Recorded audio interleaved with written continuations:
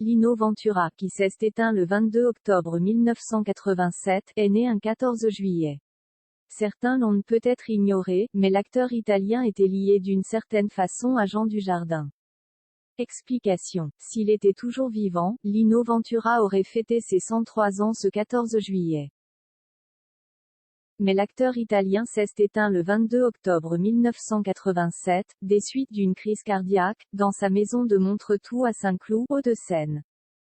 Une magnifique demeure d'époque napoléonienne, dont il a fait l'acquisition dans les années 1960 et où il avait justement pris l'habitude de fêter ses anniversaires entouré de ses amis.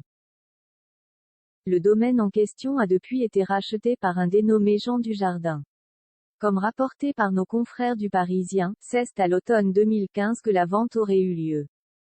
Depuis qu'il en est le nouveau propriétaire, l'ex de Alexandra Lamici est installé avec son épouse Nathalie Péchala, ainsi que leurs 2 filles, Jeanne et Alice.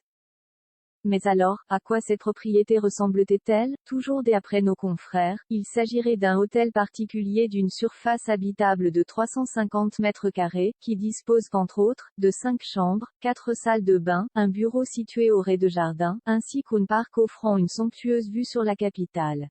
En 2016, Le Parisien précisait qu'une partie des meubles de cette maison ont d'ailleurs été récemment vendus aux enchères à Drouot.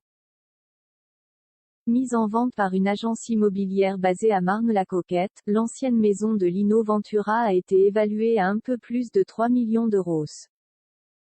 Les gens savaient que Jean Dujardin s'était établi ici, mais personne n'est allé le crier sur les toits, a fait savoir Caroline Frison, directrice de l'agence en question, à nos confrères du Parisien.